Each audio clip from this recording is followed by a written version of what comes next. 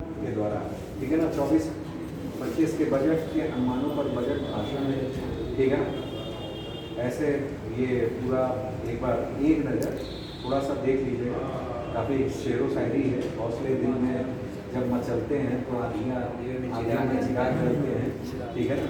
पूरा इसमें डिटेल देते हैं कैसे कैसे क्या क्या करना है, ठीक है। किसान के क्षेत्र में देखिए पूरा दिया हुआ है धनपुर का कैसे कैसे क्या प्रधानमंत्री फसल बीमा में इतना हुआ, ये हुआ, ठीक है ना। किसान मान धन योजना, इससे आपको एक बार पढ़ने पर क्या होगा कि आपको जैसे मेंस लिखना है, ठीक है ना, तो मेंस अगर लिखना कोई भी क्षेत्र है तो उस पर सारी योजना, जैसे हमने आपको जो दिया है वो प्रीलिम्स के स्तर पर बहुत इंपॉर्टेंट है, उतना तो पढ़ करके जाइए, ठीक है ना।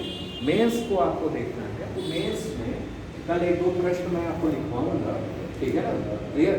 उन प्रश्नों को आप जो है, जैसे अभी मैंने आप लोग को लिखवाया किया कि ऐसा है कि किस तरह से, ठीक है, सर्वे भाव जो सुविधा कंसेप्ट यानी अवधारणा पर हमारा इस बार का बजट है, एक मूल्यांकन करें, ठीक है ना। तो वो आप मूल्यांकन कर लेंगे, ठीक। बजट को देखते हुए मेन पॉइंट्स दिखा देंगे कि भाई अवसंरचना में 22%, शिक्षा के क्षेत्र में 13%, कृषि क्षेत्र में 11%, इस क्षेत्र में इतना परसेंट, इतना परसेंट, स्वास्थ्य में 6% अलोकेटेड है, पिछले बार से 9.8% ज़्यादा है, ये है, सब बता देंगे, ठीक। फिर मूल्यांकन करेंगे कि इस क्षेत्र में महिलाओं के लिए इतना किया गया है, ठीक है ना। गाँव के विकास के लिए लाइब्रेरी खोली जा रही है, ये किया जा रहा है जिससे उचित विकास हो सके, ये हो सके, ठीक है ना, लोक पलायित ना हो सके, ये भी मूल्यांकन में लिखेंगे। तो हमने जो दृष्टांकित किया है वो पॉइंट्स आप क्या कर सकते हैं, मेंशन कर लेंगे, ठीक।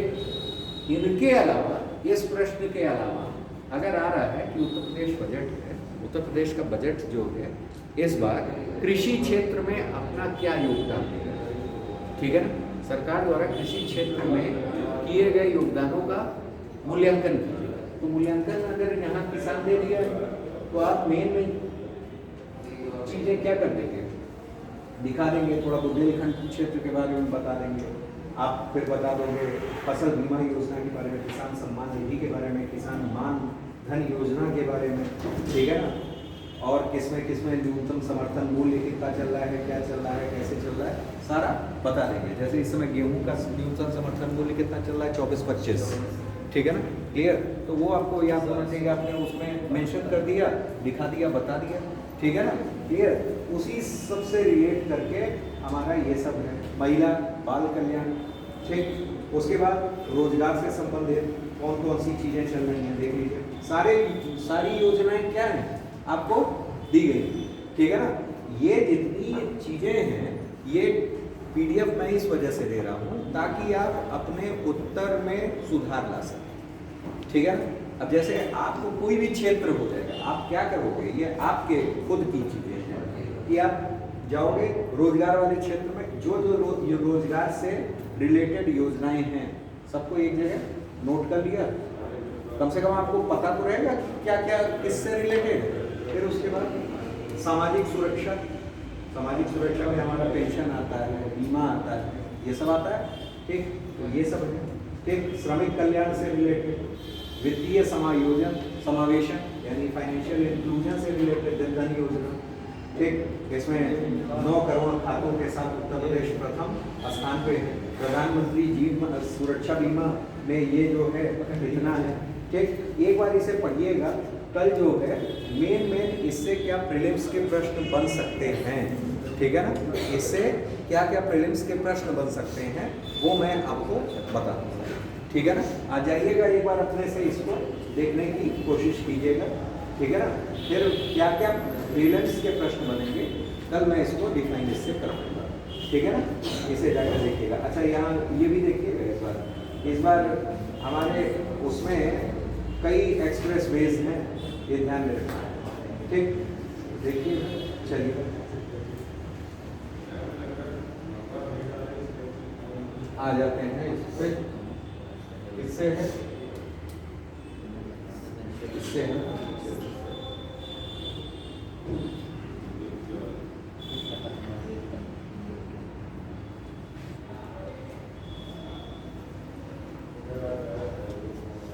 हमारा नया टॉपिक है क्या?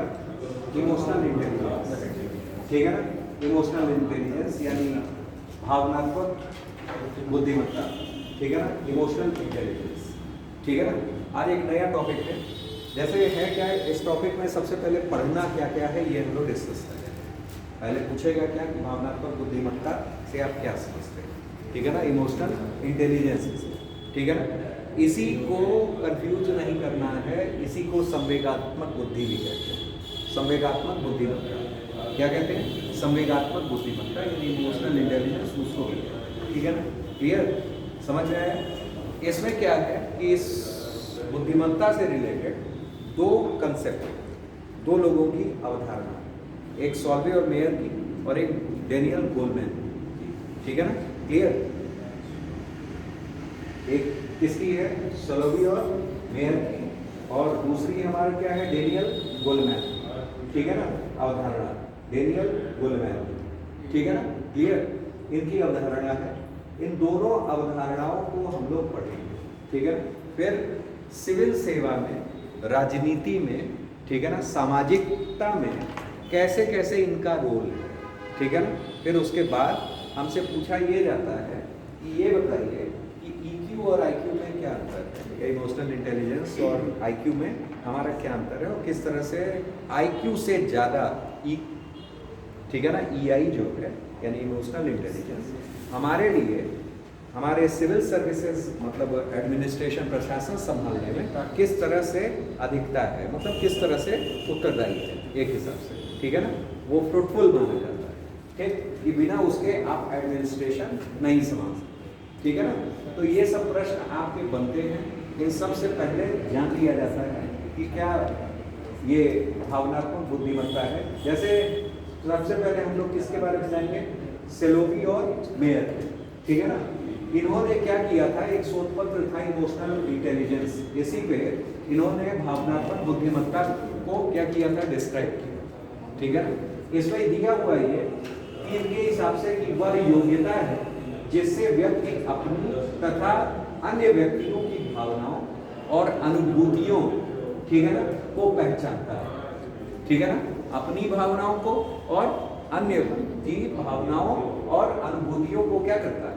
पहचानता है, उनमें अंतर करता है, ठीक है ना, अंतर करता है, तथा इस सूचना का प्रयोग अपने चिंतन और क्रियाओं को निर्देशित करने के लिए करता है, ठीक है ना। इन्होंने क्या किया कि टोटल 4 योग्यताएं इसके अंतर्गत आती हैं, इन्होंने ऐसा कुछ कहा, ठीक है ना। और चारों योग्यताओं पे उन्होंने उदाहरण भी बताया, ठीक है ना। क्लियर, जैसे कहा गया है, क्या कहा गया भाई?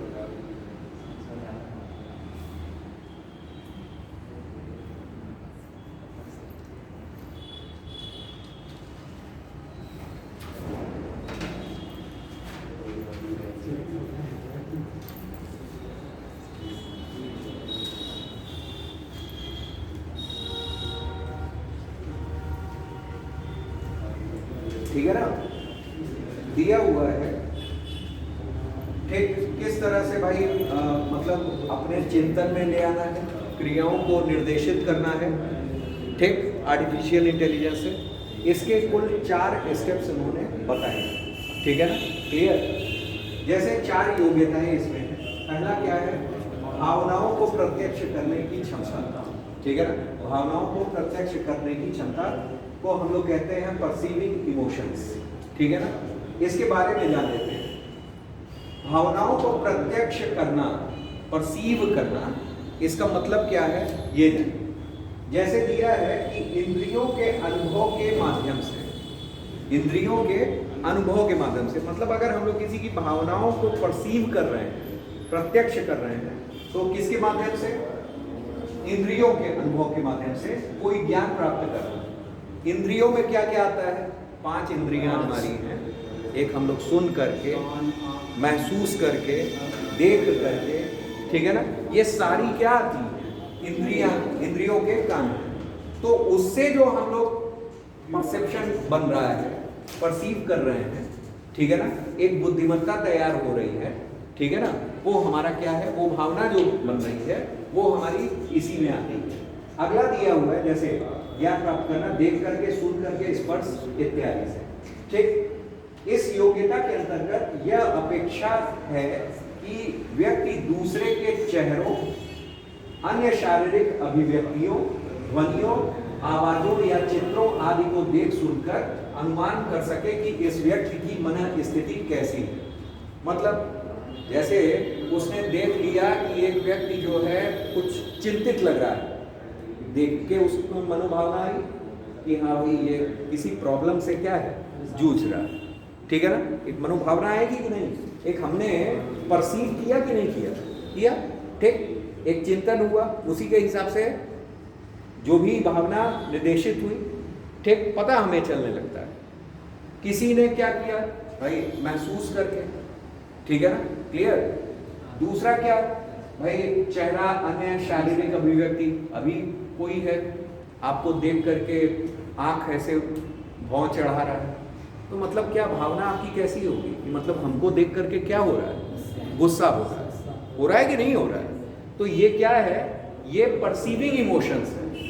जो इमोशंस बन रहे हैं ये किसके द्वारा हो रहे हैं, that one is because of ज्ञानेंद्रियां, जो हमारी ज्ञानेंद्रियां हैं। ठीक है ना, क्लियर। आप देखो, आप लोग पढ़ते भी होंगे कि हमारा जो पूरा बॉडी है, हमारे पूरे बॉडी का कोऑर्डिनेशन सिस्टम है, वो दो चीजों से क्या हो रहा है, कंट्रोल हो रहा है। वन इज ऑफ क्या, one is of physical, another is of क्या, chemical. Physical control, chemical control. Physical control because of किससे, नर्वस सिस्टम, तंत्रिकाओं से, उसी में हमारी ज्ञानेंद्रियां भी आ जाती है कि नहीं आ जाती। Chemical, that one is because of क्या, हार्मोन्स, हार्मोन्स से हमारे हो रहे हैं, कंट्रोल हो रहे हैं। ठीक, क्लियर। जैसे हम लोग पढ़े हैं कि फिजिकल कंट्रोल हमारा ब्रेन से, नर्वस सिस्टम से, नर्वस सिस्टम में सेंट्रल नर्वस सिस्टम पढ़े हैं। सेंट्रल नर्वस सिस्टम में एक पार्ट है क्या, ब्रेन और स्पाइनल कॉर्ड।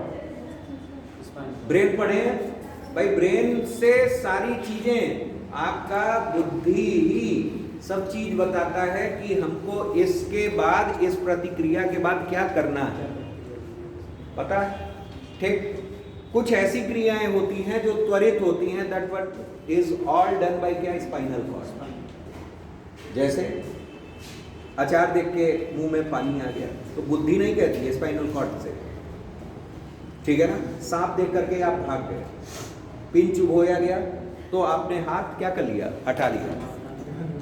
ये सब किस में आता है, रिफ्लेक्स एक्शन में आता है। किसमें आता है, रिफ्लेक्स एक्शन में आता है। ये reflex action all are done by क्या, स्पाइनल कॉर्ड। किसके द्वारा होता है, स्पाइनल कॉर्ड के द्वारा। तो है तो पार्ट किसका, नर्वस सिस्टम का। और नर्वस सिस्टम हमारा किससे है, फिजिकल कंट्रोल से, physical coordination of our body. ठीक है ना। केमिकल कंट्रोल क्या है, केमिकल कंट्रोल हमारा जो हो रहा है, that one is all done by क्या, hormones. That all done by क्या, हार्मोन्स। हार्मोन से हमारा केमिकल कंट्रोल, मुन्ना भाई MBBS देखे होंगे, उसमें केमिकल लोचा है। तो केमिकल लोचा का मतलब क्या, हार्मोनल लोचा। डर अगर लग रहा है, उस डर से डर खत्म हो जाएगा। आप मतलब कहते हैं भाई ये ताबीज पहन लो, आपका डर खत्म हो जाएगा। क्या खत्म हुआ, आपको भेज दिया जाए सुनसान जंगल में, आपका डर खत्म होगा। हनुमान चालीसा आपने पढ़ा, डर खत्म नहीं। वो किससे खत्म हो रहा है, वो खत्म हो रहा है किससे, एड्रिनल से। एड्रिनल हार्मोन पढ़े होंगे कि नहीं, एड्रिनल, एड्रिनलिन, जिसको एपिनेफ्रिन भी कहते हैं। ठीक है ना। तो उससे हमारा, उसी को कहा जाता है क्या, उड़ो लड़ो। ठीक है ना, फाइट फ्लाइट फ्राइट हार्मोन कहा जाता है ना। तो ये हमारा क्या है, केमिकल कंट्रोल, केमिकल कंट्रोल। ठीक है ना, है कि नहीं है। जितनी भी हमारी क्रियाएं हैं, मैक्सिमम हमारा मास्टर ग्लैंड कंट्रोल कर ले रहा है, पिट्यूटरी कर ले रहा है। तो ये क्या है, केमिकल कंट्रोल। क्या है, केमिकल कंट्रोल। तो फिजिकल और केमिकल कंट्रोल। तो वहाँ हमारे शरीर का जो भी कंट्रोलिंग हो रहा है, किसके द्वारा, इन दोनों के द्वारा। तो यहाँ भौतिक जो है वो किसके द्वारा, बुद्धि के द्वारा। बुद्धि कहाँ से, ब्रेन के द्वारा। ब्रेन में क्या है, इंद्रियों वाला। तो इंद्रियों वाले सेक्शन में ही यहाँ ये क्या आ रहा है कि ये परसीविंग इमोशंस। अगर इमोशन को हम परसीव कर रहे हैं तो that one is because of किसके द्वारा? इंद्रियों के द्वारा। ठीक है ना, क्लियर? कि हम अगर किसी को देख रहे हैं, अगर हम लोग स्वाद ले रहे हैं, उससे भी भावना जनरेट हो रही है। ठीक है ना, किसी को आप सुन रहे हो, उससे भी भावना जनरेट हो रही है। ठीक है ना, क्लियर? तो मतलब सारी इंद्रियों का कमाल है। ठीक, क्या? भावनाओं को प्रत्यक्ष करना। तो ये पहला स्टेप इनका है। यहाँ दिया हुआ है क्या कि इसी से उसकी मनोस्थिति हम लोग बता सकते हैं। अब आगे दिया है इस योग्यता का विशेष स्तर वहां दिखता है जहां कोई व्यक्ति अपनी मनोस्थिति को छिपा रहा। ठीक है ना, तब भी दूसरा व्यक्ति बहुत सीमित संकेतों से उसे पहचान ले। ठीक है ना, जैसे कई लोग क्या होता है कि डुअल मतलब दिखते हैं, मतलब होता कुछ और है, दिखाते कुछ और है, तो वो भावनाओं को परसीव कर लेना। ठीक है ना, वो भी एक इसी में आएगा, किसमें? भावनाओं को प्रत्यक्ष करने में। प्रत्यक्ष करने का मतलब क्या? सामने लाने, एक हिसाब से पहचानने में। ठीक है ना, टू आइडेंटिफाई द इमोशंस। ठीक, परसीविंग वही चीज है।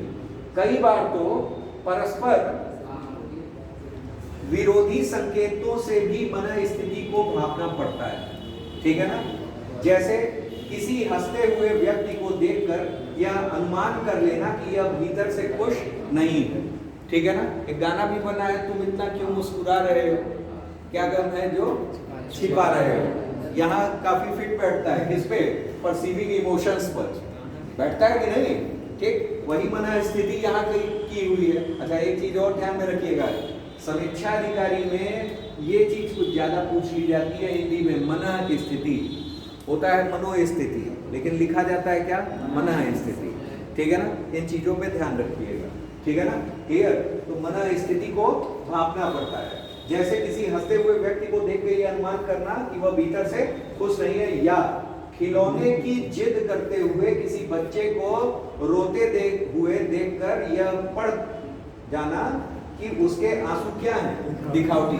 आप देखते होंगे, ठीक है ना भाई, वहां भी परसीव, अगर आप देखते होंगे आपके घर में छोटे बच्चे होंगे तो कभी कभी झूठे ही में आंसू आ नहीं रहा है, लेकिन केवल क्या करते रहते हैं? रोते रहते हैं। तो वो रोना क्यों है? कि केवल जिद को मनाना है। भावना उनकी क्या है? ये पहचान रहे हैं हम क्या, कि अपनी वो जिद को पूरी करवाना चाह रहे हैं, इस वजह से केवल और केवल वो रोने का क्या कर रहे हैं? दिखावा कर रहे हैं, रो नहीं रहे, आंसू टपक नहीं रहे। ठीक है ना, वही चीज है। तो ये हमारा क्या आ जाता है? ये पहला पॉइंट है सॉल्वे-मेयर के हिसाब से, कि पहला क्या? प्रत्यक्ष करना, भावना को क्या करना? प्रत्यक्ष करना, तो परसीव द इमोशंस। ठीक, आगे दिया है, यह क्षमता सिर्फ दूसरों के संबंध में काम नहीं आती, बल्कि अपनी मन स्थिति, भावना और आकांक्षाओं इत्यादि के स्तर पर भी काम करती है। कई बार कई व्यक्ति परेशान होते हैं, किंतु उन्हें पता नहीं होता कि वे क्यों परेशान। ठीक है ना, इसका अर्थ है कि वे अपनी मन स्थिति पढ़ने में क्या है? असमर्थ है। भाई जाहिर सी बात है, कभी कभी आप लगते हैं चिंतित, लेकिन आप समझ नहीं पाते हो कि आखिर ये चिंता काहे है। ठीक, इसका मतलब क्या हुआ? कि आप अपनी मन स्थिति से परिचित नहीं है। क्यों परेशान चल रहे हैं, क्या कारण है, आप पता लगा नहीं पा रहे हो, आइडेंटिफाई नहीं कर पा रहे, परसीव नहीं कर पा रहे। हो सकता है एक छोटी सी घटना उन्हें परेशान कर रही हो, परंतु सचेत स्तर पर अपनी परेशानी का कारण खोजते हुए वे उस घटना का विचार नहीं कर रहे हैं। ओवरऑल इस पूरे पैसेज से आपको यही समझ में आया कि सॉल्वे-मेयर ने पहला क्या कहा है कि आइडेंटिफाई करना, किसके आधार पर? इंद्रियों के आधार पर। परसीव करना इमोशंस को प्रत्यक्ष करना, भावनाओं को प्रत्यक्ष करना, ये इनका पहला सिद्धांत था। किसके आधार पर? इंद्रियों के आधार पर। ठीक है ना, क्लियर? अगर आप लोग नोट सोर्स बना रहे होगे तो नोट सोर्स पे इसी तरीके से बना सकते हो, क्या कि भाई दिखाया भावनाओं को प्रत्यक्ष करना, और यहाँ ग्राफ टाइप बना दिया क्या? इंद्रियों के द्वारा। ठीक है ना, और वहां लिख दिया क्या? दूसरों तथा अपनी। यहाँ क्यों? दूसरों के बारे में भी कहा है और अपनी मन स्थिति के बारे में भी कहा है। ठीक है ना, क्लियर? दोनों को क्या करना? आइडेंटिफाई करना। और एक दो उदाहरण याद ही रखें हमेशा के लिए। ठीक है ना, आगे आते हैं। दूसरा दिया हुआ है, भावनाओं को चिंतन प्रक्रिया ठीक है ना, भावनाओं को चिंतन प्रक्रिया से जोड़ पाने की योग्यता। अब क्या है भाई, हमको पता चल गया इमोशंस के बारे में, ठीक है ना, किसके द्वारा, ज्ञानेंद्रियों के द्वारा, ठीक है ना। भावनात्मक बुद्धिमत्ता का क्या परिभाषा मैंने दिया, परिभाषा इनके हिसाब से ये है कि भावनाओं को पहचानना, ठीक है ना, उनका चिंतन करना और फिर बाद में निर्देशित करना। निर्देशित करना क्या, निर्देशित करने का मतलब ये कि उनको एग्जीक्यूट करना, कि किस जगह भावनाओं का क्या प्रयोग करना है, ठीक है ना। अभी आप देखेंगे चौथे स्टेप में कि एक व्यक्ति है गुस्सा हो रहा है, आपका पहला स्टेप क्या होना चाहिए कि अगर वो भौंसी कोड़ रहा है तो हम भी क्या करें, भौंसी कोड़े, है कि नहीं है।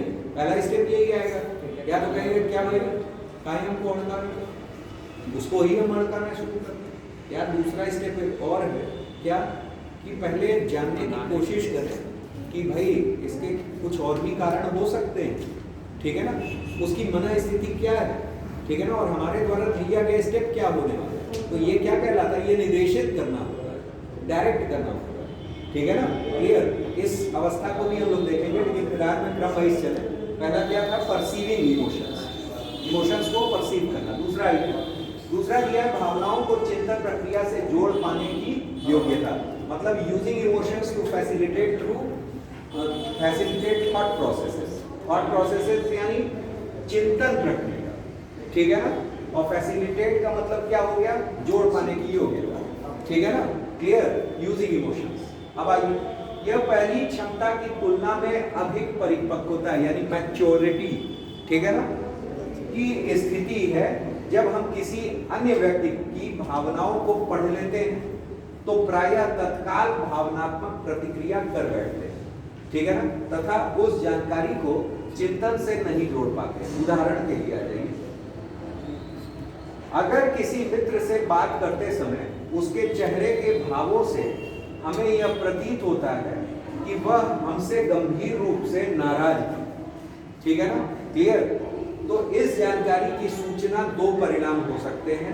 पहला क्या हो सकता है कि हम तुरंत भावनात्मक प्रक्रिया करें, भावनात्मक प्रक्रिया करें, जैसे झुंझलाना, लड़ना, चिल्लाना। भाई ऐसा उसके उस पर प्रतीत हुआ कि वो गंभीर रूप से हमसे क्या है, नाराज है। नाराज है तो जाहिर सी बात है कि हम भी नाराजगी दाखिल करेंगे, उसके लिए करना ही पड़ेगा, ठीक। लेकिन यहाँ दो पक्ष दे देंगे, ठीक है ना। कितने पक्ष दे दिए, दो पक्ष दे दिए। पहला ये दे दिया कि हम तुरंत भावनात्मक प्रतिक्रिया करते हैं, मतलब क्रिया विपरीत क्रिया, जिसका मतलब है न्यूटन्स थर्ड लॉ, ठीक है ना। Every action has its equal and opposite reaction, ठीक। भाई तुरंत दे दिया, दे देना दन, ठीक, नहीं हमें करना, आगे आई। और दूसरा यह है कि कोई भी प्रतिक्रिया करने से पहले इस जानकारी का विश्लेषण करें, आपको एनालिसिस करना है, क्या यह सोचें कि यह नाराजगी कारण क्या हो सकता है, नाराजगी का, ठीक है ना। आखिर हमको देखते ही भौं सिकोड़ रहा है तो हमने भी कुछ ऐसा किया होगा, यूं ही तो कोई भौं सिकोड़ेगा नहीं, ठीक है ना, कि उसकी भौं चढ़ी हुई है, ठीक, वो रावण टाइप प्रतीत होता है, ऐसा तो होगा नहीं, ठीक। जाहिर सी बात है कि कुछ कारण होगा, समथिंग इज, ठीक है ना, बिहाइंड, कुछ पीछे है इसके कारण, आगे आगे। तत्काल भावनात्मक प्रतिक्रियाएं करने से संबंध बिगड़ते हैं। ऐसे व्यक्तियों में तीव्र भावुकता भले ही हो, लेकिन भावनात्मक बुद्धिमत्ता कम होती है। जो व्यक्ति EI की दृष्टि से परिपक्व होते हैं यानी मैच्योर होते हैं, इमोशनल इंटेलिजेंस उनके में होता है, ठीक, वह भावनाओं संबंधी जानकारी का प्रयोग उन्हें वैचारिक पक्ष से जोड़ने में करेगा, ठीक है ना, क्लियर। मतलब वो प्रतिक्रिया करने से अच्छा वैचारिक प्रतिक्रिया करना आवश्यक समझेगा, ठीक है ना, क्लियर। ये जरूर लिख दीजिएगा, ऐसे लिखिएगा इस तरीके से, यहाँ हेडिंग डालिएगा सबसे पहले। दूसरा क्या डालेंगे, using emotions to facilitate thought processes, ठीक है ना, क्लियर। यानी भावनाओं को चिंतन प्रक्रिया से जोड़ पाने की योग्यता। ठीक, क्लियर? एक बिंदु लिखिएगा क्या, in comparison to first that particular is mature. ठीक है ना, ये परिपक्व अवस्था मानी जाती है। ठीक है ना, मैच्योर स्टेज। ठीक, आगे आइए। दूसरा हमारा देना ये है कि इसके दो परिणाम हो सकते हैं, देयर आर टू रिजल्टेंट। ठीक है ना, क्लियर? यहाँ आपको करोगे पहला क्या, भावनात्मक प्रतिक्रिया कर दें। भावनात्मक प्रतिक्रिया का मतलब क्या, एक्शन रिएक्शन वाला प्रोसेस। और दूसरा क्या, वैचारिक। दूसरा क्या, वैचारिक। यहाँ दे दिया है क्या कि दूसरा जो है उन्हें वैचारिक पक्ष से जोड़ने में करेगा। तो एक क्या, भावनात्मक प्रतिक्रिया। प्रतिक्रिया हमेशा क्या होती है, जैसी क्रिया उसी के विपरीत क्रिया, वो प्रतिक्रिया। तो आप भावनात्मक प्रतिक्रिया। ठीक है ना, अगला गुस्सा दिखा रहा है, कैसे गुस्सा दिखाए, ठीक, लड़ लिए, तो ये क्या हो गई, भावनात्मक, आप भी भाव में बढ़ गए। ठीक, और प्रतिक्रिया कर दी। प्रतिक्रिया हमेशा क्या है, उल्टा है। और एक हमारा क्या है, वैचारिक पक्ष है। एक हमारा क्या है, वैचारिक पक्ष। तो आपने वैचारिक पक्ष कर लिया। ठीक, वैचारिक पक्ष वही करेगा जो EQ से क्या होगा, EI से क्या होगा, मजबूत होगा। ठीक है ना, क्लियर? ये ध्यान रखिएगा। अब आते हैं तीसरा, भावनाओं को समझना, अंडरस्टैंडिंग इमोशंस। ठीक है ना, कई लोग कहते हैं भावनाओं को समझिए। ठीक, वही ये तीसरा स्टेप है, जान लीजिए। आइए, ठीक, इसका अर्थ है दूसरे की या अपनी भावनाओं को सूक्ष्मता के स्तर तक पहचानना। ठीक है ना, to understand the emotions of others and yourself. ठीक है ना, क्लियर? मतलब आपको खुद में भी चीजों को देखना है। आगे देखिए, गौरतलब है कि छोटे बच्चों की भावनाएं प्रायः सरल होती हैं, अर्थात सकारात्मक। ठीक है ना, या नकारात्मक, या सुखात्मक या दुखात्मक। किंतु व्यक्ति जैसे जैसे मैच्योर होता है, परिपक्व होता है, उसके मन में विभिन्न भावनाओं के अलग अलग संयोजन सक्रिय होने लगते हैं। उदाहरण दिया है कि अगर दो व्यक्ति किसी पर क्रोधित हो रहे हैं तो भी हो सकता है एक व्यक्ति के क्रोध में क्रोध और चिंता का संयोजन। भाई क्रोध कर रहा है, काहे कर रहा है क्रोध, चिंता से कर रहा है। भाई कहा गया हम आप पे गुस्सा सकते हैं कि काहे सुबह खाना खा के नहीं आए, इतने दिन भर बैठ कर पढ़ रहे हो, कल से खाना खा के आना कहा। तो इसमें क्या है, चिंता। इसमें चिंता भी है। काहे कि ये पतले हो जाएंगे कि नहीं हो जाएंगे। तो खाना प्लस चिंता, गुस्सा आपने किया प्लस चिंता यहां दिख रही है। दूसरा क्या है, जबकि दूसरे में क्रोध और घृणा है, इसका संयोजन है। भाई यहां क्रोध आना स्वाभाविक है, दो व्यक्ति हैं, दोनों के क्रोध में अंतर है। एक में सकारात्मकता है, एक में क्या है, नकारात्मकता है। एक में पॉजिटिव है, एक में निगेटिव एस्पेक्ट है। ठीक, क्लियर? जानिए, जैसे दिया हुआ है, कभी कभी तो परस्पर विरोधी भाव भी एक साथ सक्रिय हो सकते हैं। ठीक है ना, जैसे किसी माता या पिता का अपने बेहद शरारती बच्चे के प्रति एक साथ क्रोध और करुणा से भरा होना। ठीक है ना, क्रोध और करुणा से भरा होना अपने माता पिता का, ठीक है ना, या पिता का अपने बेहद शरारती बच्चे के साथ क्रोध और करुणा से भरा होना। भाई जाहिर सी बात है, वही दिन भर खेल रहे हो, जो दिन भर खेल रहा है बच्चा शरारती है, कभी नाली में कूद रहा है, कभी तालाब में कूद रहा है, तो शरारती हुआ कि नहीं हुआ। कभी रोडाई पे टहलने लग रहा है, तो आप उसको क्या कहोगे, अच्छा मानोगे, शिष्ट मानोगे, अशिष्ट मानोगे। तो जाहिर सी बात है, अगर अशिष्ट बच्चे के लिए, शरारती बच्चे के लिए माँ बाप क्रोध कर रहे हैं, या पिता आकर के सैंडल निकाले और पीटना शुरू कर दिए, तो जाहिर सी बात है कि उसके बुरे के लिए थोड़ी ना है। ठीक, पीटते वक्त उनके साथ क्या होगी, करुणा भी होगी।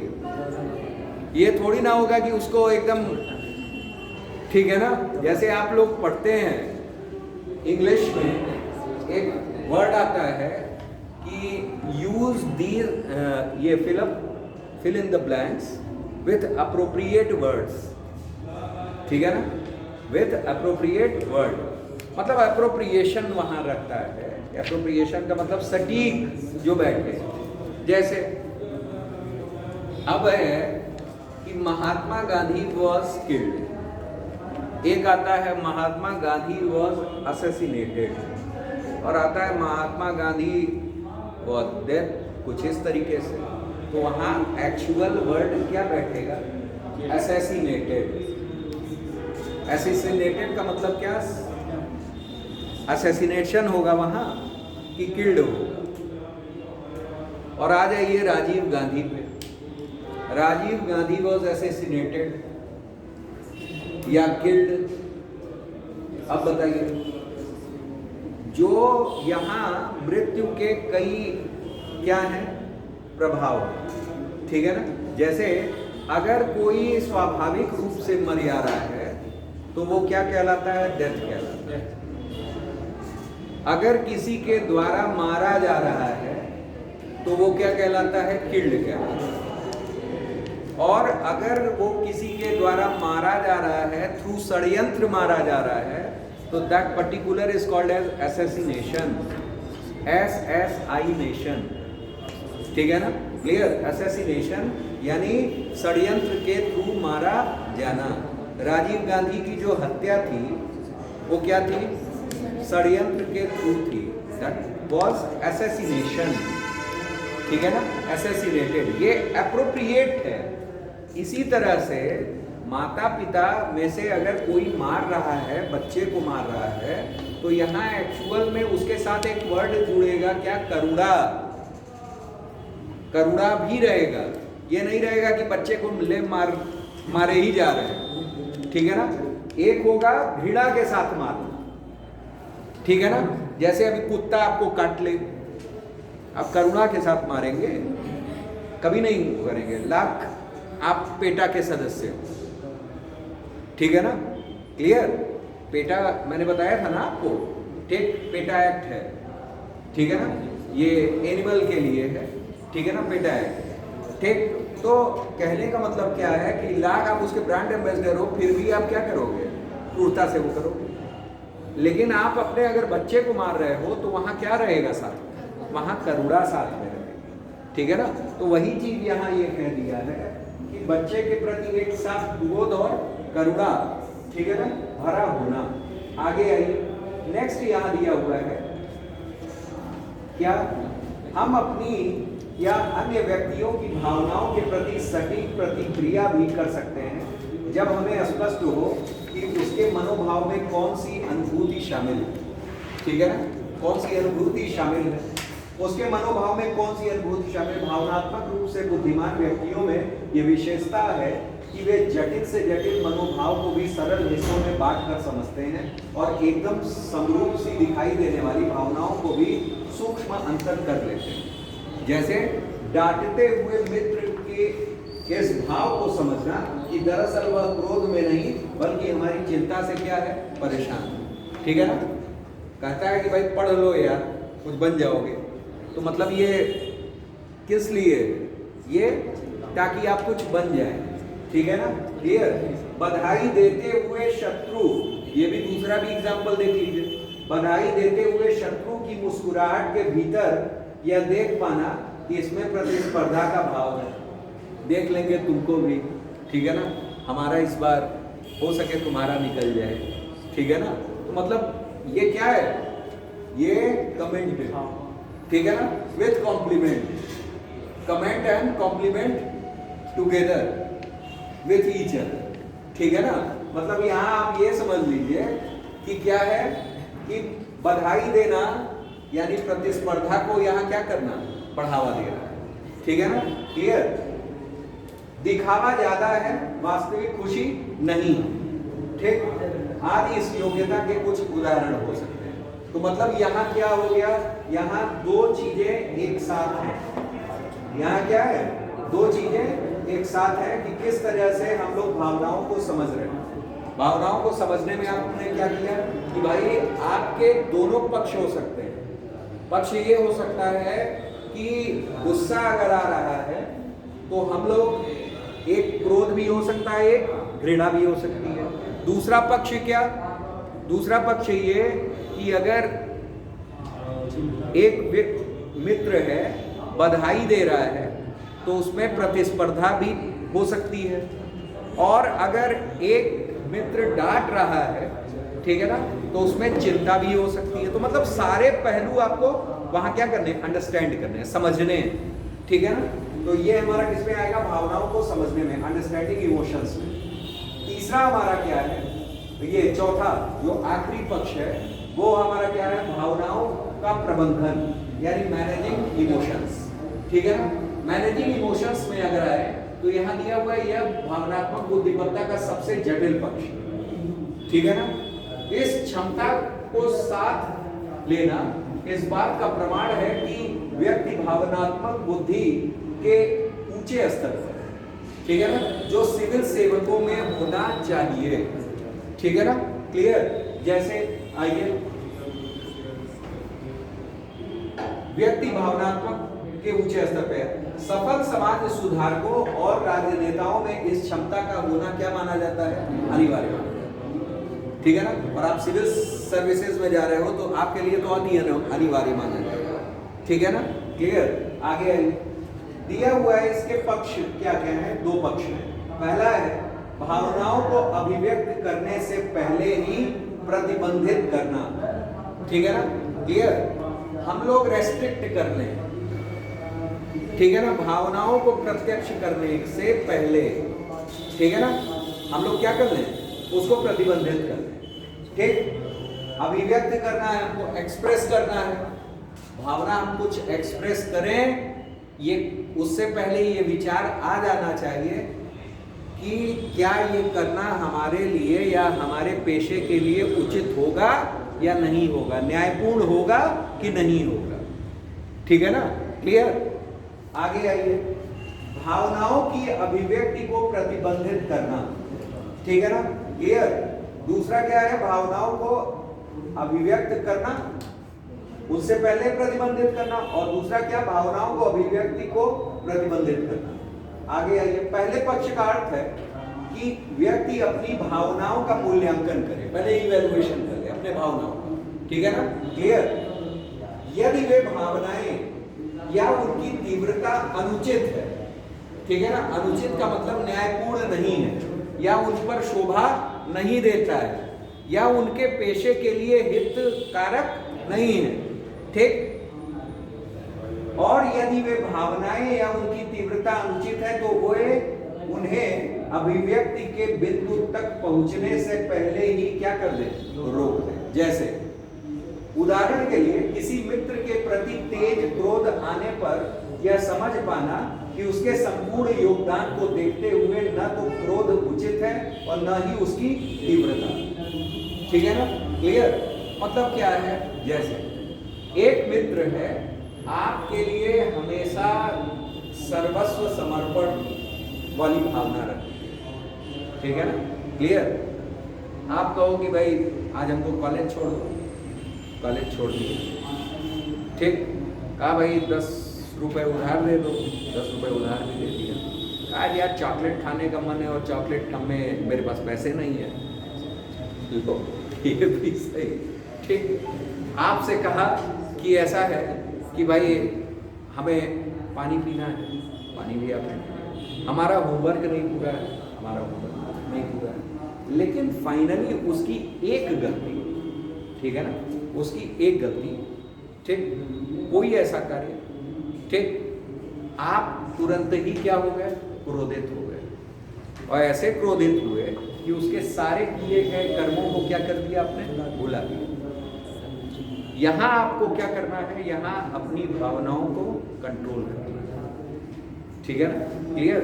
जैसे कोई राजनेता है या अभिनेता है, ठीक है ना।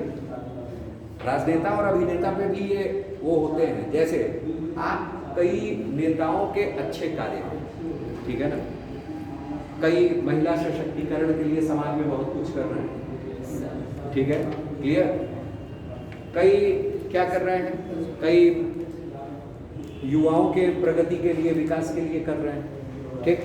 कई अवसंरचनात्मक चीजें कर रहे हैं, ग्रामीण विकास पे हैं। फाइनली कोई ऐसा मुद्दा जो मीडिया के द्वारा उठाया गया और मीडिया ने क्या कर दिया, उस पर कुछ छीटा कसी या धब्बा कर दिया, जो उसके स्टेटस को क्या करता था, कहीं ना कहीं धूमिल करता था। आप क्रोधित हुए और क्या करना शुरू कर दिए, बोलना शुरू कर दिए, तो क्या ये उचित होगा? नहीं। उस जगह आपको ये सोचना पड़ेगा कि ये जो मेरे द्वारा किया जा रहा है वो क्या है, सर्वथा अनुचित है। यानी सभी मूल्यांकनों को देखते हुए आप वहाँ नहीं कर सकते। इसी तरह यहाँ ये कहा है कि किसी मित्र के प्रति द्वेष, क्रोध आने पे यह समझ पाना कि उसके संपूर्ण योगदान को देखते हुए ना तो क्रोध उचित है, ना ही उसकी तीव्रता। ठीक है ना, क्लियर भाई? जाहिर सी बात है, हो सके इस बार अच्छा उसने नहीं किया है, अगली बार ठीक अच्छा कर। आगे किसी दूसरी स्थिति में ऐसा हो सकता है कि भाव तो उचित हो किंतु उसकी तीव्रता क्या है, अनुचित। ठीक है ना? जैसे दोनों ही स्थितियों में अपने मन को संतुलन की स्थिति में लाना बुद्धिमत्ता की पहचान है। इसके कई तरीके हो सकते हैं। पहला क्या, अपने ध्यान को भटकाना। आपको गुस्सा आ रहा है, आप क्या करें, ध्यान भटकाना शुरू कर दें, गाना सुनना शुरू कर दें, टीवी देखना शुरू कर दें, ठीक है ना, सस्पेंस थ्रिलर देख लिए, हमारा मन उसमें लग गया, ठीक है ना। तो अपने ध्यान को आपने क्या कर दिया, डाइवर्ट कर दिया। आपका क्रोध पे जा रहा था, आपने क्या अपने को कर लिया, कंप्लीटली डाइवर्ट कर दिया, ठीक है ना, भटका दिए। दूसरा क्या है कि कुछ समय के लिए खुद को उस परिस्थिति से अलग कर लेना, तेज सांस लेना।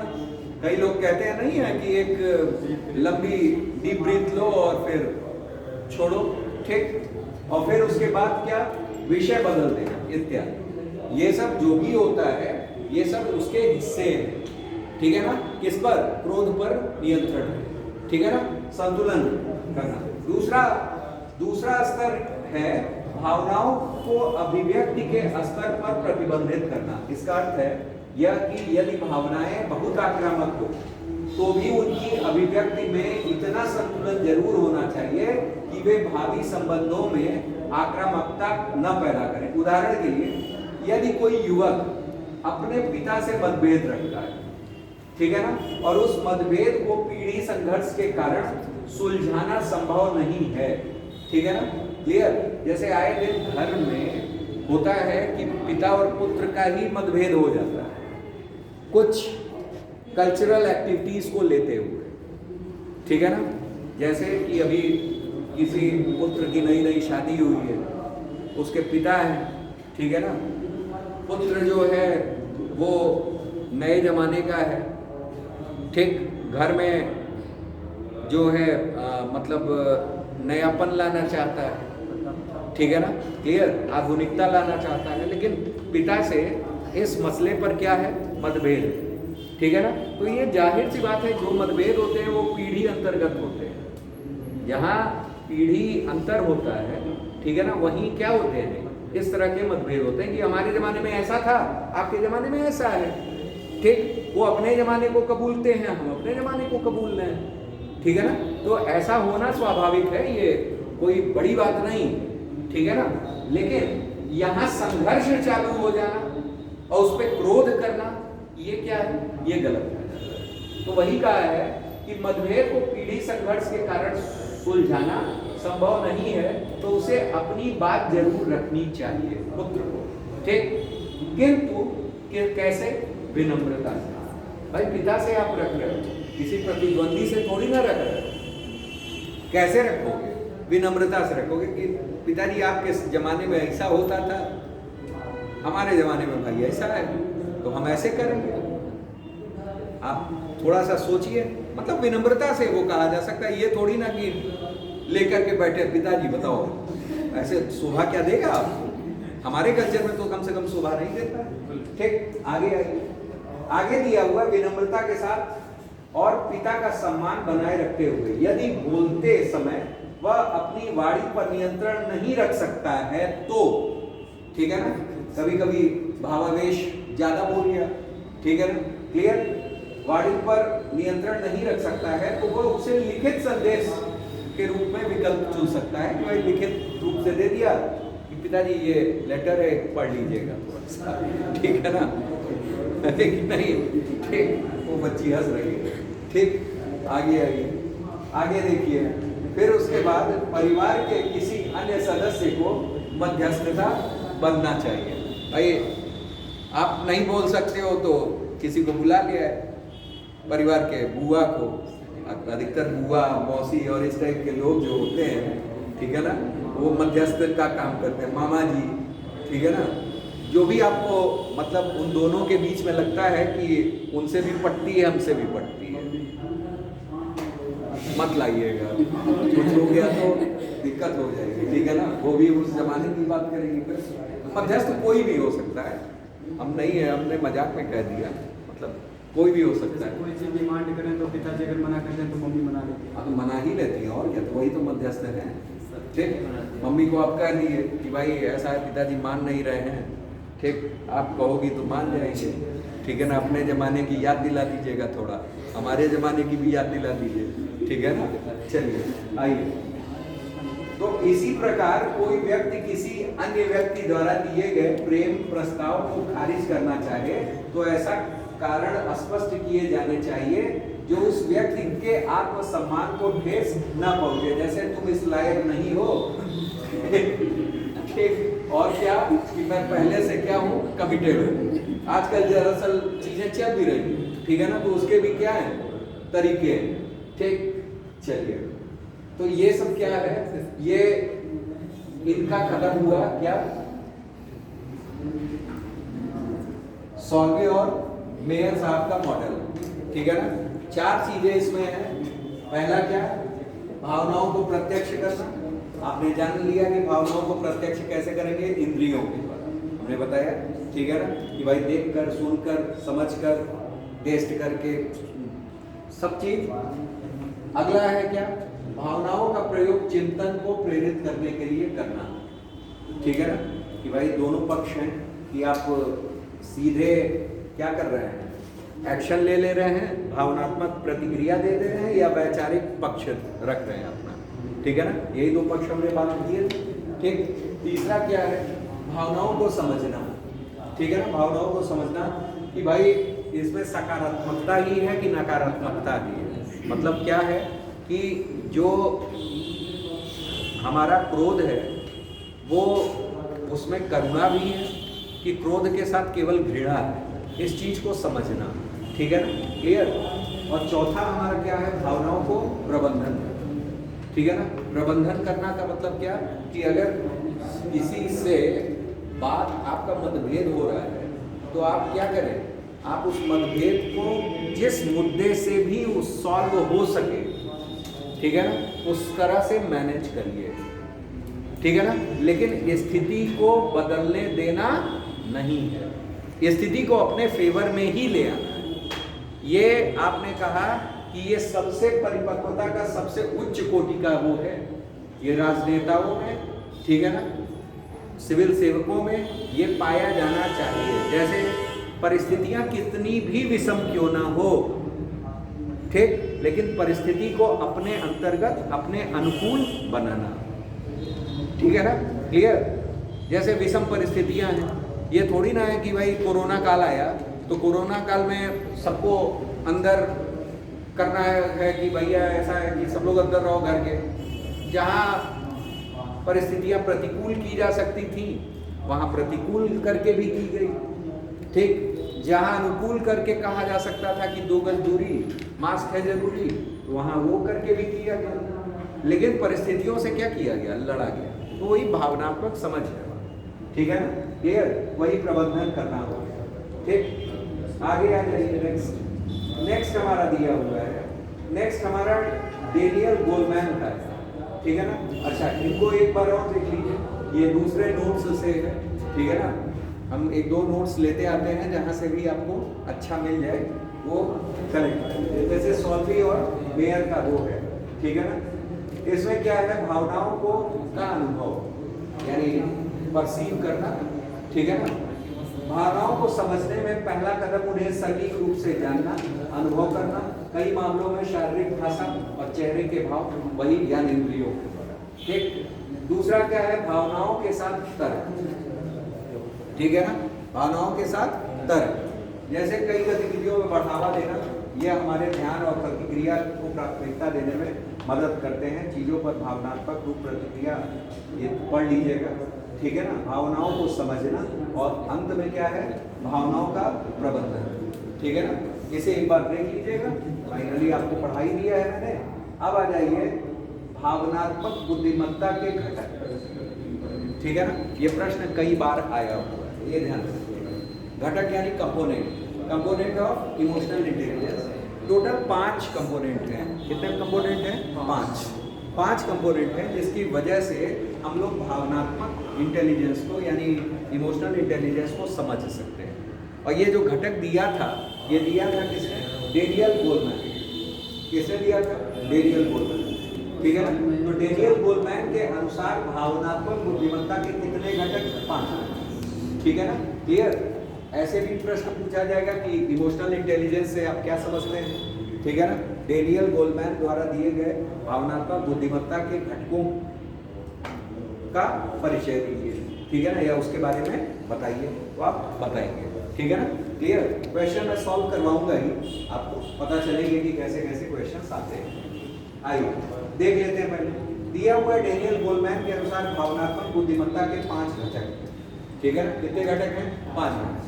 पहले है आत्म जागरूकता, ठीक है ना। क्लियर? उसके बाद है स्वनियमन। तीसरा है आंतरिक प्रेरणा, ठीक है ना। चौथा है हमारा समानुभूति, ठीक। और 5वां हमारा है सामाजिक कौशल, ठीक है ना। ये हमारा क्या है? ये हमारा ओवरऑल 5 घटक है, जिसको हम लोग ये कहते हैं, ठीक। पहला क्या है? सेल्फ रेगुलेशन, ठीक है ना।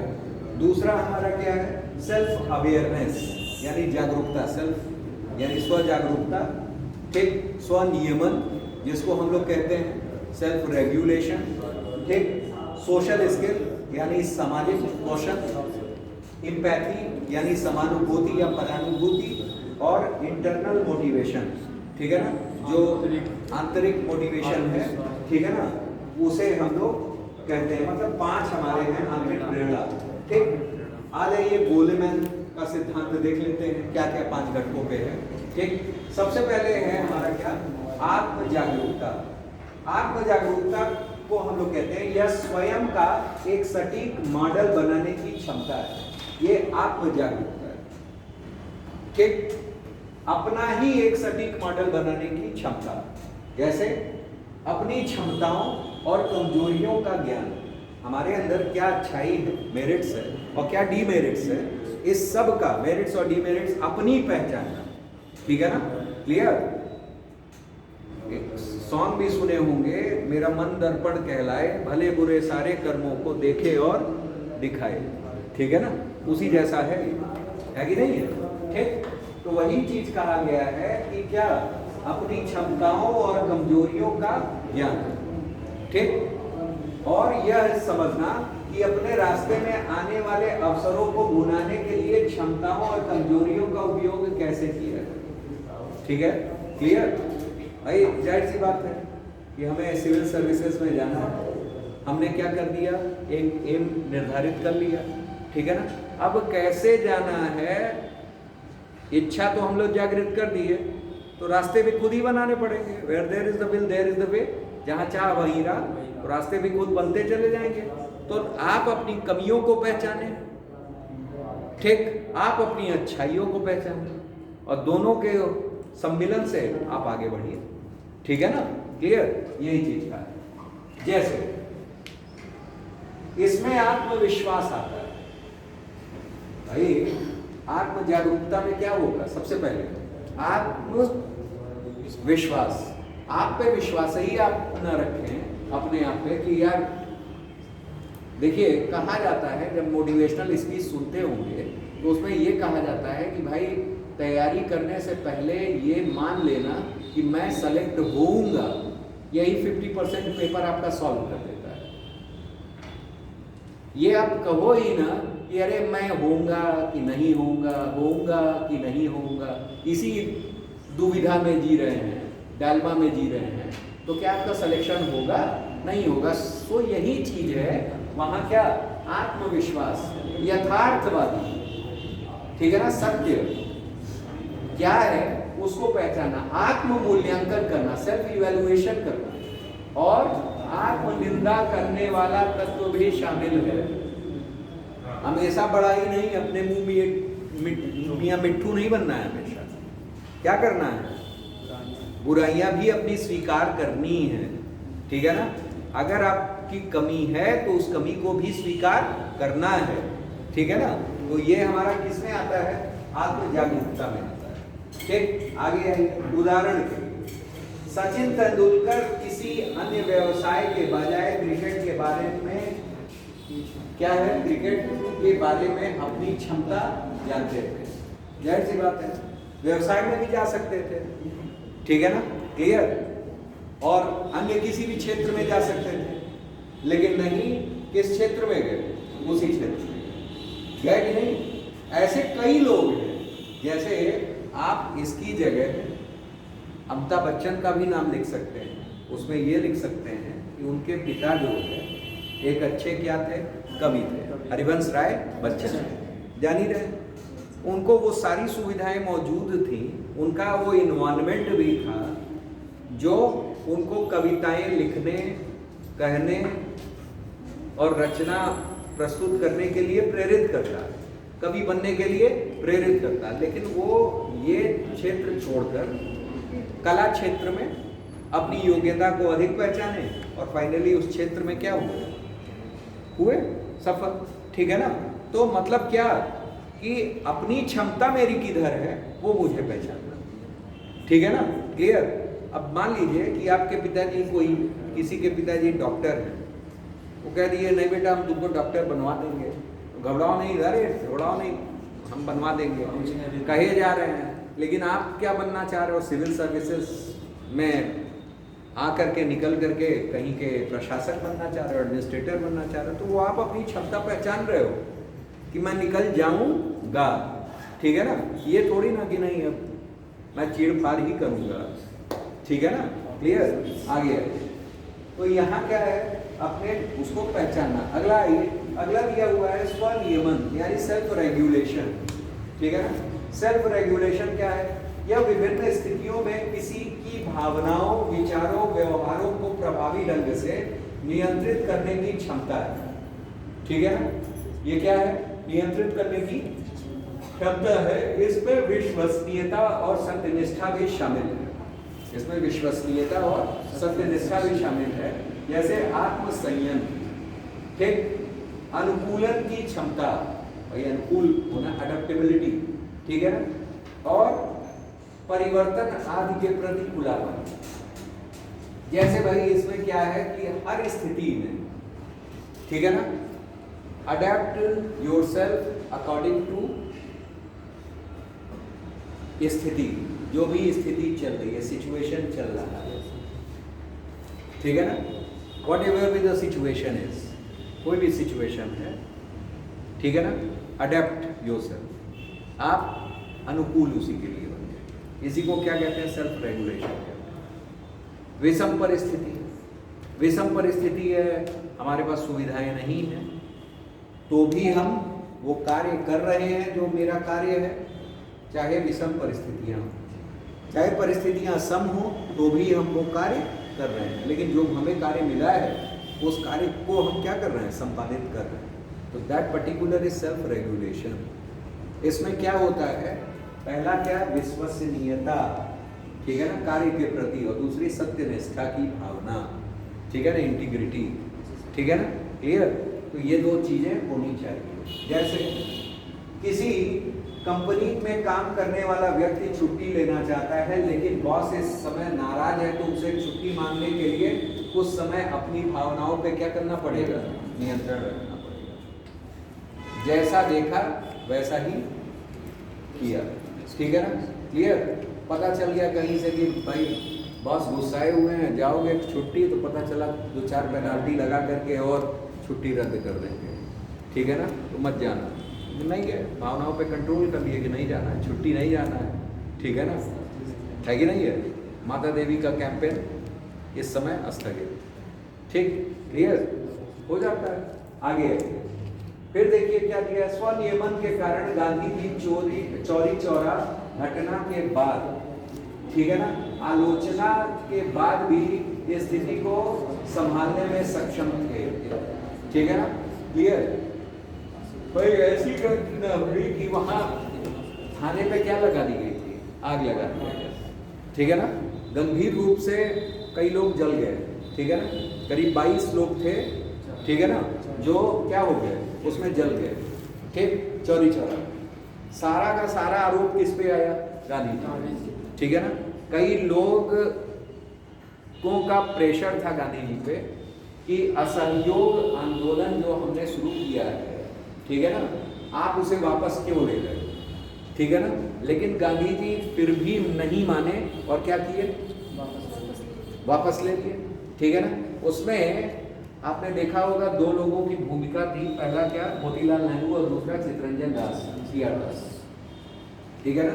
CR दास ने ही क्या किया था, असहयोग आंदोलन, पहले उसका विरोध किया था और बाद में ही उसका समर्थन भी उन्हीं ने दिया था, ठीक है ना। पूछा भी जाता है कि इस आंदोलन का समर्थन किसने दिया था, तो किसने दिया था, CR दास, और विरोध भी किसने किया था, CR दास। तो पहले उसके वो विरुद्ध, लेकिन उन्होंने किया, ठीक, तो जायज बात तो उनकी बनती है। और गांधी जी पे प्रेशर भी था कि भाई वो एक समय मान नहीं रहा था और वो असहयोग आंदोलन पे जुट गया। अब घटना ऐसी घट गई चौरी चौरा की, तो भाई उनके ऊपर प्रेशर आ गया। लेकिन इस प्रेशर को हटाते हुए फाइनली उन्होंने असहयोग आंदोलन को क्या कर दिया, बंद कर दिया। तो ओवरऑल वही चीज यहाँ समझाया है कि इसमें स्वनियमन यानी सेल्फ रेगुलेशन की भावना थी, ठीक है ना, खुद को रेगुलेट करना, ठीक है ना, ये चीज। आगे आई आंतरिक प्रेरणा। आंतरिक प्रेरणा का मतलब ये है कि यह धन और पद जैसे बाहरी पुरस्कारों से परे काम करने के लिए आंतरिक कारणों को खोजने को संदर्भित करता है, ठीक है ना, क्लियर। अब आइए, इसमें काम के प्रति मजबूत जुनून, कभी कभार असफलता होने वाली निराश का प्रतिकार करने की क्षमता और प्रतिकूल परिस्थितियों में भी आगे बढ़ने की क्षमता है। ऐसी बात है, कभी आप ये स्वाद कभी चखे जरूर होंगे कि अगर आपको एक बार कहीं से पुरस्कार मिल गया तो अंतः प्रेरणा आप में स्वयं जागृत होने लगती है कि अगली बार भी मैं ऐसा कुछ करूं कि ये पुरस्कार मेरे ही हाथ आवे। इसी को क्या कहते हैं, अंतः प्रेरणा कहते हैं, ठीक है ना, क्लियर। तो ये अंतः प्रेरणा ये बड़ी खतरनाक भी होती है। मतलब क्या कि विषम से विषम परिस्थितियों में आप ऐसे सम कार्य कर जाते हो, अडेप्टेबल अपने को कर जाते हो कि वो पुरस्कार लेने के लिए आप हावी हो जाते हो, ठीक है ना। वही यहाँ समझाया है क्या कि यह धन और पद जैसे बाहरी पुरस्कारों को काम करने के लिए आंतरिक कारणों को खोजने को संदर्भित कर रहा है। जैसे काम के प्रति मजबूत जुनून, कभी कभार असफल होने के बाद निराश हो गए, उसके बाद भी क्या कर रहे हैं, उसका प्रतिकार कर रहे हैं। फिर दिया है प्रतिकूल परिस्थितियों में भी आगे बढ़ने की क्षमता, मतलब स्थिति अनुकूल नहीं है फिर भी हम क्या कर रहे हैं, मतलब अडेप्ट योरसेल्फ, ठीक है ना, अकॉर्डिंग टू सिचुएशन, ठीक है ना। सिचुएशन कैसे भी हो, सम हो या विषम हो, ठीक है ना। आगे आइए, जैसे कोविड-19 महामारी में, कोविड-19 महामारी में डॉक्टर्स पर भारी तनाव था, ठीक है ना, क्लियर।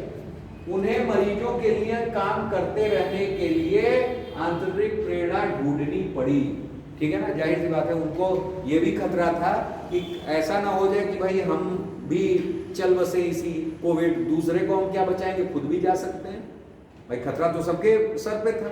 लेकिन ये एक आंतरिक प्रेरणा थी, ठीक है ना, क्या कि हमको मरीजों के लिए क्या करना है, काम करना है। हमारा जो पेशा है, हमारा पेशा हमको क्या करने के लिए प्रेरित कर रहा है, तो ये सेल्फ इंडक्शन, ये आंतरिक प्रेरणा है, ठीक है ना, क्लियर।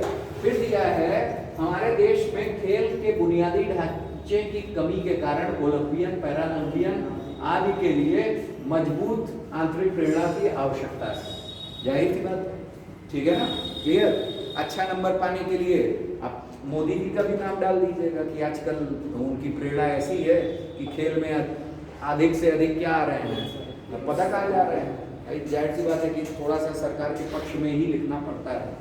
इंटरव्यू में भी जाइए तो सरकार के पक्ष में ही थोड़ा सा बोलिए, विपक्ष में बोल देंगे तो दिक्कत हो जाएगी। अभी बॉस वाला आपने देखा ना कि बॉस इज ऑलवेज राइट, ये वाली भावना लानी पड़ती है, ठीक है ना, क्लियर। चलिए, खैर कार्य भी अच्छे हैं, हम किसी की बुराई नहीं कर रहे हैं, ठीक। चलिए आगे आगे, समानुभूति। समानुभूति का मतलब क्या? इम्पैथी, ठीक है ना। सिंपैथी हम लोग पढ़ चुके, इम्पैथी भी देख चुके हैं। अब इसको इसमें जानना है कि इसका प्रयोग है, ठीक, स्वयं को दूसरे के स्थान पर रख के कल्पना और दूसरे की भावनाओं, इच्छाओं, विचारों और कार्यों को समझने की क्षमता, पढ़ चुके हैं ये सब, ठीक। तो ये भी गोलेमैन ने एक क्या रखा है, टर्म रखा है कि ये भी घटक होना चाहिए, ये कंपोनेंट भी हमारा होना चाहिए। किसके लिए? ये इमोशनल इंटेलिजेंस के लिए, ठीक है ना, क्लियर। जैसे किसी व्यक्ति अन्य व्यक्ति की भावनाओं की स्थिति, विचारों और को समझने, अनुभव करने और प्रतिक्रिया देने का एक कार्य है। जाहिर सी बात है, दिया है जनजातियों में कुछ पारंपरिक मूल्य होते हैं जो सरकार के नियमों के विपरीत होते हैं। जाहिर सी बात है, जैसे सरकार अगर एक्सप्रेसवे बनाना चाह रही है और रोड जा रही है जंगल से, और जनजाति क्या करते हैं कि जंगलों का कटने से रोकते हैं, वो उनकी सभ्यता के विरुद्ध है। तो कहीं ना कहीं ये सरकार और जनजाति क्या आ जाएंगे, आमने सामने आ जाएंगे, आएंगे कि नहीं आएंगे, ठीक। तो उनके मूल्य और इनके मूल्य क्या हो गए, अलग अलग हुए, ठीक। यहाँ लोक सेवकों में समानुभूति आदिवासी आबादी के लिए उद्धारकर्ता के रूप में कार्य करेंगे, ठीक है ना, क्लियर। कि जाहिर सी बात है कि उनकी जीविका जो चल रही है, जीविकोपार्जन जो चल रहा है, वो उसी जंगल से चल रहा है, ठीक। उनकी भावनाएं भी उसी से जुड़ी हुई हैं। तो कुछ हम ऐसा रास्ता निकालते हैं कि भाई जंगल के इतर थोड़ा एक्सप्रेसवे को घुमा दे। तो ये लोक सेवकों में क्या होना चाहिए, एक भावना होनी चाहिए, ठीक है ना। तो ये कहाँ से आएगा, ये इमोशनल इंटेलिजेंस का प्रयोग कहाँ से करेंगे, कहाँ से करेंगे, समानुभूति से, इम्पैथी से, ठीक है ना, क्लियर। अगला उदाहरण के लिए, समानुभूति के कारण नेल्सन मंडेला सभी लोगों में, यहाँ तक कि अपने दुश्मनों में भी मानवता को पहचानने में सक्षम थे। जाहिर सी बात है, ठीक है ना, क्लियर। आगे आइए, सामाजिक कौशल यानी सोशल स्किल, ये अंतिम आपका घटक है, कंपोनेंट है, ठीक। इसमें रिश्तों को संभालने और सामाजिक नेटवर्क बनाने में दक्षता, ठीक है ना, और साझे आधार खोजने और संबंध बनाने की क्षमता शामिल है। इसमें अनुनय, ठीक है ना, सहनशीलता, चातुर्य, सामाजिक स्मृति आदि शामिल है, ठीक है ना। भाई अनुनय यानी पर्सुएशन पढ़ाए हैं आप लोगों को, फिर सहनशीलता, चातुर्य और सामाजिक स्मृति आदि शामिल है। अब जैसे उदाहरण ध्यान दीजिए, उदाहरण से आप लोग को ज्यादा समझ में आएगा। उदाहरण में दिया है, जब गुस्साई भीड़ किसी बलात्कार पीड़िता को न्याय दिलाने के लिए विरोध प्रदर्शन कर रही हो, तो एक सिविल सेवक को जनता की भावनाओं को समझने में सक्षम होना चाहिए और उन्हें अपने शब्दों से शांत करने में सक्षम होना चाहिए, ठीक है ना, क्लियर। मतलब क्या सिचुएशन क्या है, वर्स्ट है, ठीक है ना, कंडीशन को संभालना है। तो ये थोड़ी ना है कि भाई उनकी भावनाओं को आप नहीं समझेंगे जिस वजह से भीड़ उग्र हुई है, ठीक है ना। आप सिविल सेवक हो, इसका मतलब ये थोड़ी ना हो गया जैसे आपको एडमिनिस्ट्रेटर आपको अधिकार है कि आप भीड़ को क्या करोगे, एकत्रित नहीं होने दोगे, ठीक। भीड़ को शांत करना है, या तो आप डंडा बरसा दीजिए, आंसू गैस छोड़ दीजिए, ये कर दीजिए, वो कर दीजिए, ये भी एक तरीके हैं। लेकिन नहीं, भीड़ किस कारण हुई है उस कारण को समझते हुए, उनकी भावनाओं को भी ठेस न पहुंचे, उस तरीके को इजाद करते हुए भीड़ को क्या करना है, शांत करना है, ठीक है ना। इसी को कहा जाता है सामाजिक कौशल, मतलब समाज के साथ अपने रिश्ते क्या करना, ठीक है ना, बनाए रखते हुए, वहां बिगड़ना नहीं है, ठीक है ना, समझना है कि उनकी सिचुएशन से समझनी, उनकी भावनाओं को समझना है, उसके बाद हमको प्रतिक्रिया देनी है, ठीक है ना। और प्रतिक्रिया ऐसी नहीं नकारात्मक, सकारात्मक प्रतिक्रिया, ठीक है ना, क्लियर। तो यही है हमारा क्या, सामाजिक कौशल। उदाहरण के लिए अलीगढ़ के एसएसपी आकाश कुलहरी प्रदर्शनकारियों की भीड़ में निहत्थे चले गए, ठीक है ना, भाई प्रदर्शन हो रहा था अलीगढ़ में और वो निहत्थे चले गए। छात्रों से विरोध के अधिकार को पहचानते हुए शांतिपूर्ण रहने की क्या की अपील है। भाई एडमिनिस्ट्रेटर थे, छात्रों के पास असलहे थे, भीड़ उग्र थी, ठीक है ना, वो जाहिर सी बात है पुलिस फोर्स के साथ जा सकते थे, डंडे बंदूक किसी चीज के साथ जा सकते थे, बल का प्रयोग करते हुए जा सकते थे, लेकिन ऐसा उन्होंने सामाजिक कौशल के विपरीत समझा। इमोशनल इंटेलिजेंस में एक चीज है क्या, सामाजिक कौशल, उस कौशल को आपको पहचानना है, जीवित रखना है। तो उस कौशल को जीवित रखने के लिए वो कैसे गए, निहत्थे, यहां हाईलाइट किया है, भीड़ में निहत्थे गए, ठीक। भीड़ में निहत्था जाना यह प्रदर्शित करता है कि भाई क्या, ठीक है ना, कि उसको अहिंसा प्रेम है, हिंसा प्रेम नहीं है। आप 10-12 लोग मतलब डंडा लेके खड़े हों, आप डंडे के साथ जाइए और आप ऐसे ही चले गए हाथ जोड़ते हुए, तो इसका मतलब क्या, सरेंडर आप कर रहे हैं। और आप डंडा लेकर जाओ, ये सूचक किसका है, ये सूचक है कि आप मारपीट करने आ रहे हो, ठीक है ना। भाई इमोशनल इंटेलिजेंस में हमने आपको वो भी बताया है क्या, टू परसीव द इमोशंस, पहला था कि नहीं, भावनाओं को पहचानना कैसे, देख करके इंद्रियों के द्वारा, तो आखिर वो भी तो परसीव करेंगे, परसीव कर रहे हैं कि नहीं कर रहे हैं, इमोशंस कर रहे हैं, तो जाहिर सी बात है कि ये चीजें आनी चाहिए, ठीक, क्लियर।